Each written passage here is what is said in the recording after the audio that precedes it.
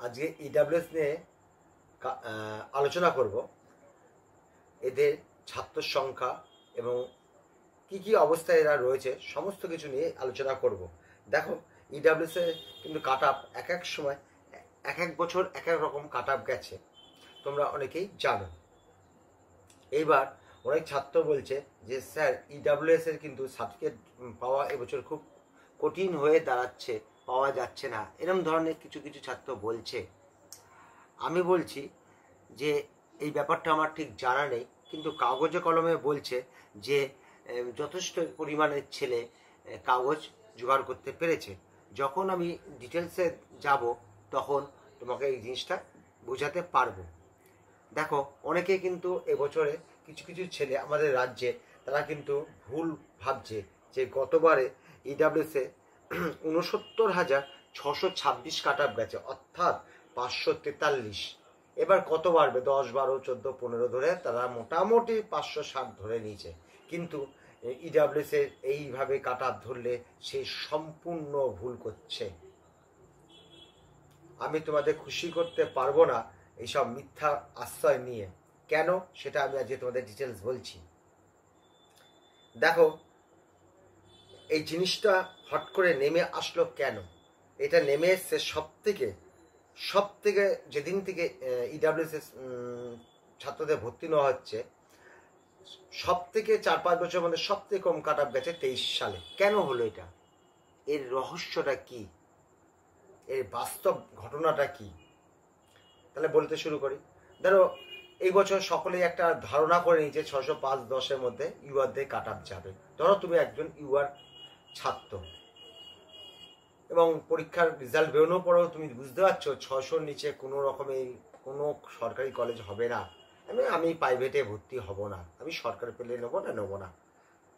তাহলে 580 তুমি পেয়েছো, তুমি কি তাহলে রেজিস্ট্রেশন করবে? 570 পেয়েছো, রেজিস্ট্রেশন করবে? তুমি তো তখনই বলবে যে না গতবারে গেছে 589, তার থেকে কমে কি করে হবে, ফালতু 2 হাজারটা নষ্ট করবো কেন? এবং এই রেজিস্ট্রেশন করতে গিয়ে ভর্তি হওয়ার যে প্রক্রিয়া 3-4 মাস ধরে চলে, আমার পড়ার ক্ষতি হয়ে যাবে এবং পরের বছর পরীক্ষা এসে যাবে, বিভিন্ন ধরনের তোমাদের প্রশ্ন আসবে। ঠিক এই ঘটনাই গতবারে ঘটেছিল। দেখো, রেজাল্ট বেরিয়ে যাওয়ার পর কাউন্সিলিং প্রক্রিয়াটা কিন্তু অনেকগুলো ব্যাপারের মধ্যে দিয়ে চলে। নিট পরীক্ষাটা সম্পূর্ণ নিয়মের মধ্যে দিয়ে চলে। কিরকম?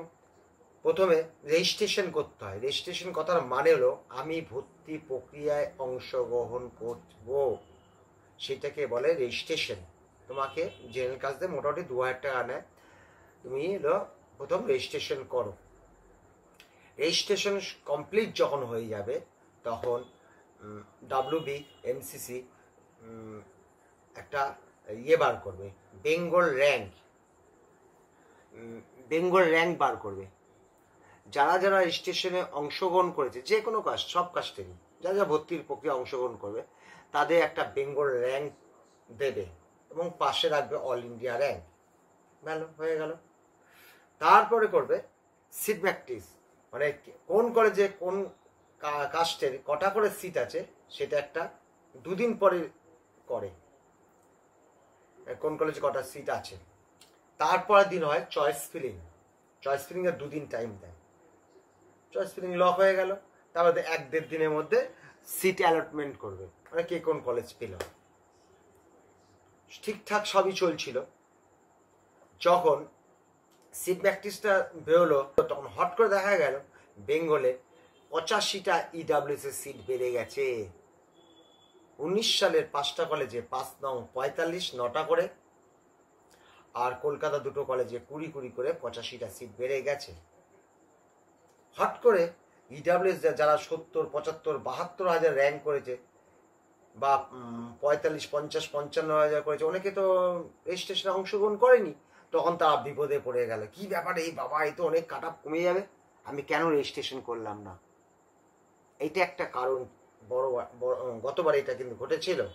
এবং তার সঙ্গে অনেকেই ইডাব্লিউএস তাদের নম্বর কম আছে, যারা দেখছে যে আমি ইউআর হয়ে ঢুকতে পারবো না, আমাকে হয়তো ইডাব্লিউএস হলে আমি ঢুকতে পারবো, তখন এদের সার্টিফিকেটটা প্রথম রাউন্ডে জোগাড় করতে পারিনি।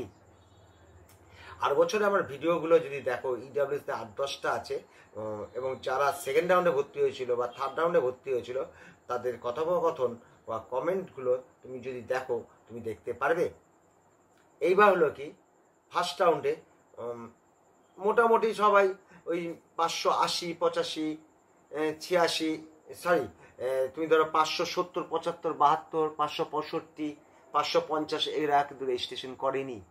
এবং আর একটা কারণ ছিল, কাগজের শেষ পর্যন্ত রেডি করতে পারেনি। ওরা এই আসছে কাগজ করতে করতে রেজিস্ট্রেশনটা করেনি। ওরা জানলো যে সেকেন্ড রাউন্ডে কাগজ পেলে হবে না, আমার তো 560 নম্বর, আমার তো হবেও না যদি সেকেন্ড রাউন্ড হয়, এরকম ধরনের চিন্তা ভাবনা। দেখা গেল ফার্স্ট রাউন্ডে যখন সিট অ্যালট হলো তখন দেখা গেল 569,626 সিট পেল। এই হলো অবস্থা ঘটেছিল। কারণ অনেকেই তোমার হলো রেজিস্ট্রেশন করেনি, অনেকেই কিন্তু কাগজে আটকে ছিল যে ফার্স্ট রাউন্ডে আমরা সেকেন্ড রাউন্ডে আমরা অংশগ্রহণ করবো, এই হট করে জিনিসটা নেমে আসে। ঠিক আছে, এইবার সেকেন্ড রাউন্ডটা আবার আসলো। এবার সেকেন্ড রাউন্ডটা বলার আগে আমি সিটগুলো কি কি আছে সেটা একটু দেখিয়ে নিচ্ছি। দেখো 23 সালে সারা ভারতবর্ষে 1,28,000 ছেলে ইডাব্লিউএস এর ছেলে ছিল। আমাদের অংশগ্রহণ ছিল 5.03, অর্থাৎ 6455, 316টা সিট। একটা সিটের জন্য আমরা 20 জন করে লড়াই করেছিলাম। এইবার 24 সালে 1,52,000 ছেলে অংশগ্রহণ করেছে সারা ভারতবর্ষে, মানে ফর্ম ফিল আপ করেছে। আমাদের অংশগ্রহণ 5.7, ছাত্র সংখ্যা 7716, 316 দিয়ে ভাগ করলে 24টা, অর্থাৎ 5:6 অনুপাত হয়ে গেল ছাত্র সংখ্যা। 20টা একটা সিটের জন্য গতবার 20টা ছেলে লড়াই করেছিল, এবার 24। কম্পিটিশন হার্ড হলো, ভালো হার্ড হলো। এইবার অনেকে বলছে যে কাগজ বার করা যাচ্ছে, তাহলে 1,28,000 থেকে 1,52,000 হলো কি করে? 24,000 সারা ভারতবর্ষে বাড়লো কি করে? আমার রাজ্যে মোটামুটি 1280টা ছেলে কাগজ পেল কোথা থেকে? নিশ্চয়ই কাগজ পেয়েছে।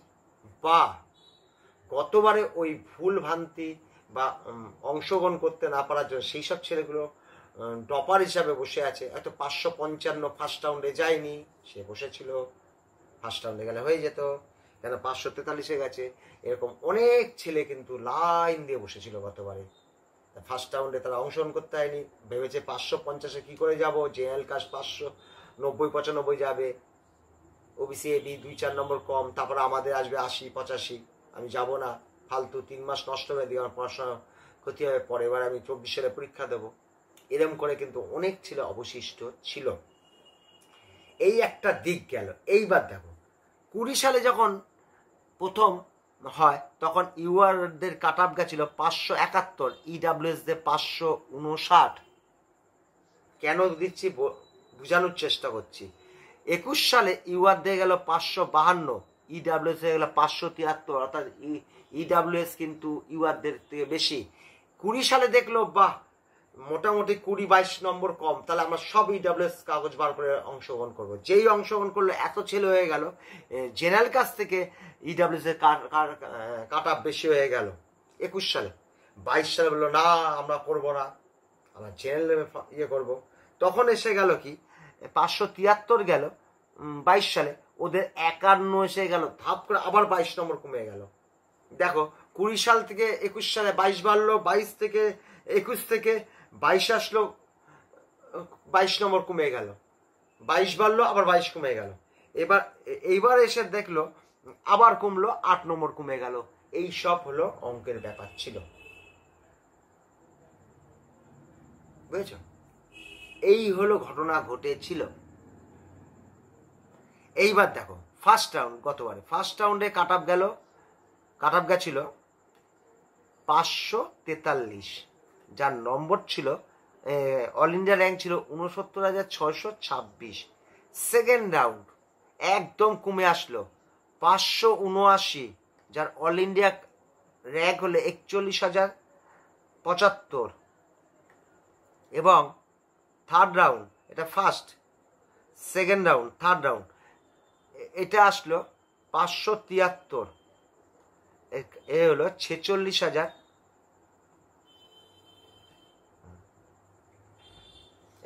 এই ছেলেটা শরৎচন্দ্রের ছেলে, এটা আমি জানি, আমার সাবস্ক্রাইবার ছিল এরকম। থার্ড রাউন্ডে যে 12টা ছেলে পিসি থেকে গেছিল, সেগুলো প্রত্যেকটা ছেলের চাট আমার আগের ভিডিওতে রয়েছে, মানে গতবারে এদের সঙ্গে রোজ কথোপকথন হতো এবং যোগাযোগের ছিল। এই হলো ব্যাপার, ঘটনা ঘটেছিল। এই কোনো বছর 20 বাচ্চা, কোনো বছর 5 কমছে, এইসবের মধ্যে দিয়ে চলেছে। এবার বলছে না, কাগজ বার করা যাচ্ছে না, আমি কি করে মানবো? এই দেখো 1,28,000, 1,52,000, এই 24,000 ছেলে কোথা থেকে আসলো? আমাদের রাজ্যে কিন্তু মোটামুটি দেখো 1300-র মতন ছেলে বেড়েছে, দেখো 1280 মতন। অর্থাৎ এই অবস্থায় যারা 543 ধরে নিয়েছে, 543 ধরে নিয়েছে, তারা পুরোপুরি ভুল করছে। এটা কোনোদিনই হতে পারে না। তাহলে কি হতে পারে? দেখো, আমি ভিতরের হিসাবটা বলবো না, ভিডিওটা অনেক বড় হয়ে যাচ্ছে। যদি আগের থেকে ইডাব্লিউএস এর কথাটা, সিটটা 85টা ডিক্লেয়ার করা থাকতো অন্তত 15 দিন আগে, সবাই রেজিস্ট্রেশন করার সময়টা পেত, তাহলে কিন্তু আমি এক একটা ছেলে গুনে গুনে গুনে গুনে আমি যে হিসাব করেছিলাম, 565 কাট আপ যেত, 50K কিন্তু আর বছরে এই কাট আপ গেছিল। যদি বেস ধরতে হয় 543 না ধরে এই গেছিল, কিন্তু এই বছর তো সেটা ভুল হবে না। এবছর সবাই অন্তত 50 নম্বর নিচে থেকে রেজিস্ট্রেশন করে বসে থাকবে। তাহলে তোমরা বেস ধরবে 565। এবার তোমরা লজিক যদি করতে যাও, এগুলো এক জটিল প্রক্রিয়ার মধ্যে দিয়ে আমি এই হিসাব বার করেছি, বেশ অনেক দিন সময় লেগেছে। এই জন্য আমি ইডাব্লিউএসে এই ডিটেলস ভিডিও দিতে আমার দেরি হচ্ছিল। এবার তুমি এটা মানবে না মানবে তোমার ব্যাপার। এইবার এইটাকে বেস ধরে এবছর যতটা মাইনাস প্লাস হবে এই বছর, কিন্তু এই যে 3-4 বছর উঠা নামাতে যারা ইডাব্লিউএসে ভর্তি হবে, তারা কিন্তু এইগুলো দেখেছে এবং এখান থেকে শিক্ষা লাভও করেছে। এবছর কিন্তু এইসব জিনিস হবে না আমার মনে হচ্ছে। এবং যেহেতু 565-কে 10, 15, 20 নম্বর বাড়ানো খুবই সোজা হয়, কিন্তু 600 করে বাড়ানো সোজা নয়, একটু ভালোই টাপ আছে। তারপরে কিন্তু কলেজ বাড়েনি, এইগুলো আরও যেসব কারণগুলো আগের ভিডিও তোমাদের বলেছি, সেগুলোকে তোমাকে মাথায় রাখতে হবে। যাই হোক, এতদিন যে আমি ভিডিওগুলো দিয়েছি, প্রত্যেকটি কাস্টে UR, OBC A, OBC B, SC এবং ইডাব্লিউএস দের সমস্ত নেগেটিভ দিকগুলোই আমি বলেছি। আমি ওই জন্য এই ভিডিওটা পুরো দেখো। এইবার এই কাস্টগুলোর কি কি পজিটিভ দিক আছে, কোথায় কোথায় এরা কমতে পারে, কোথায় ফাঁক ফোকর আছে, এগুলো আমি হিসাবপত্র শুরু করেছি। কিন্তু এর হিসাব করতে বেশ কয়েকদিন সময় লাগবে, অন্তত 20 দিন 15 দিন লাগবে। আমি কিছু কিছু এগিয়ে নিচ্ছি, এখনও আমার এসটিকে দেওয়া হয়নি, তারপর পারলে ওগুলো দেবো। আমার সময়ের অভাব, আমি আদৌ এই ইউটিউব চালাতে পারবো কিনা এটাই আমার বড় জিজ্ঞাসা চিহ্ন আছে। আমি সময়ের সঙ্গে লড়াই করে আমি পারছি না, আমারও তো নিজের কিছু কাজকর্ম থাকেই। আর একটা, অনেকেই আমার ফোন নম্বর চাচ্ছ, আমি কোনোদিনও ফোন নম্বর দিতে পারবো না, কারণ আমার সাবস্ক্রাইবার এত, তাহলে তো মানে সবাই আমাকে ফোন করবে। আমি তো এখানে রোজগার করার জন্য তো আসিনি, ভালো লাগছে তাই করছি। যে কদিন ভালো লাগবে সেই কদিন করবো, হয়তো 1 মাস করলাম, 2 মাস করলাম, বা সামনে 6 মাস করলাম, তারপরে আমি ছেড়ে চলে যাব। যাক, এই হলো ব্যাপার ছিল। তোমাদের যদি দরকার হয় তোমরা ফোন নম্বর লিখে দিও, আমার সময় থাকলে তোমাদের সঙ্গে কথা বলবো। সবার শেষে বলি, চ্যানেলটাকে সাবস্ক্রাইব করো, শেয়ার করো, অবশ্যই লাইক করো। আমার ভিডিও তোমাদের পছন্দ হচ্ছে কিনা আমি সেটা দেখব, তাহলে পরবর্তীতে আমি এগোতে পারবো। আজকে ভিডিওটা এখানেই শেষ করলাম।